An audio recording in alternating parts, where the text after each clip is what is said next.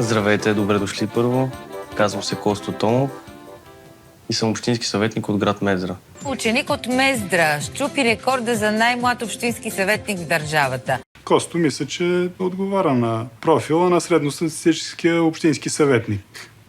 Ако смята, че сега неговата панацея да си общински съветник, нали, разбирате, че това няма го отведен до никъде. Иван Аспарухов, той е единственият оцелял политик в района от дълги години, може би от 30 години. Коста ще се опита от покрай него така да се моделира и да работи по-напред. Ние, ако не промениме системата, всички, които идват, ще бъдат така. Те разбират, че бързия начин е тогава, когато си с управляващия, с мнозинството и с парите. Това знаят младите. Аз не съм доволен от неговото развитие.